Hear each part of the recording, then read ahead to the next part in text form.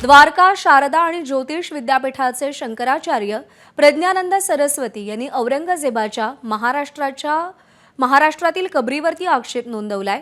कबरीबाबत मुख्यमंत्री फडणवीसांना अधिक आक्रमक होण्याचा त्यांनी सल्ला दिलाय। तर गंगेच्या पाण्यावर टीका करणाऱ्या राज ठाकरेंचाही समाचार घेतलाय। त्यांच्याशी बातचीत केली आहे रजत वशिष्ठ यांनी।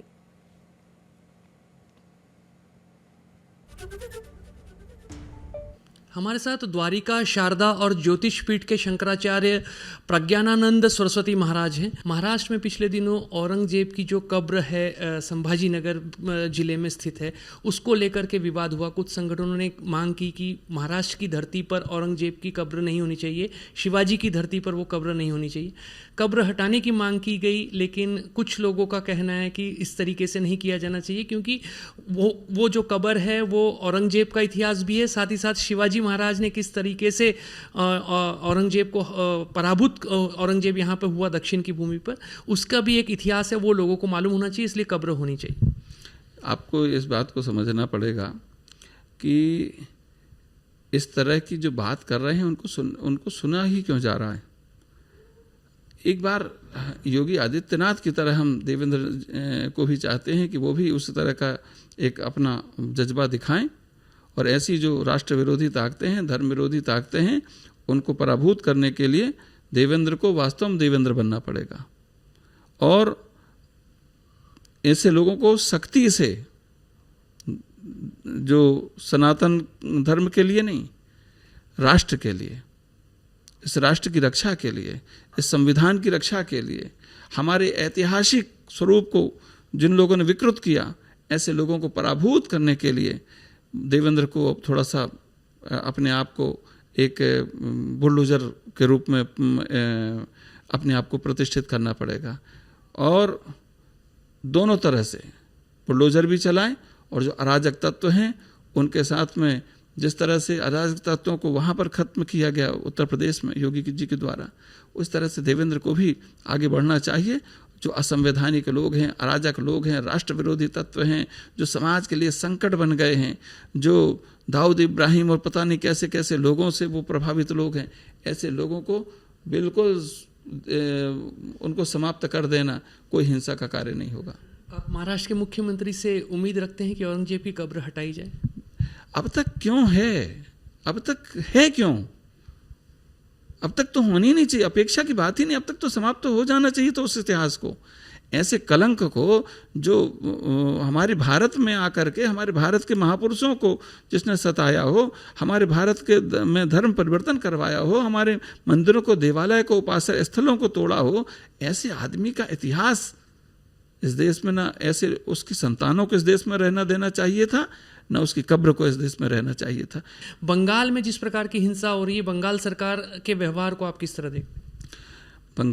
बंगाल की सरकार वो पूर्ण रूपेण अराजक सरकार है, वो सनातन विरोधी सरकार है, वो राष्ट्र विरोधी सरकार है।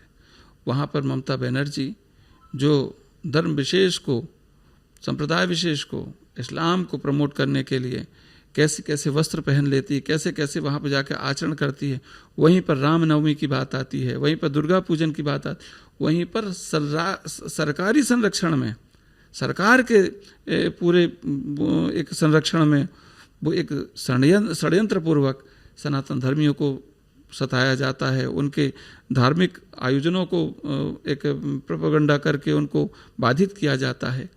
ऐसी सरकार को सरकार के रूप में कार्य करने का कोई अधिकार नहीं है। और अब सरकार से एक ही अपेक्षा है कि धारा 356 है उसका उपयोग किया जाए और राष्ट्रपति शासन लगाया जाए, और वहाँ पे एक राष्ट्र धर्म को निर्वहित करने वाली, पूरे सभी के लिए कल्याण के लिए काम करने वाली एक ऐसी सरकार जो राष्ट्र के लिए भी काम करे, सनातन के लिए भी काम करे और समाज के एक एक व्यक्ति के कल्याण की रक्षा की बात करे। पिछले दिनों महाकुंभ संपन्न हुआ, करीब 65 करोड़ लोगों ने वहाँ पर पवित्र स्नान किया और एक आस्था का एक अलग प्रकार का दौर उस दौरान भारत ने देखा।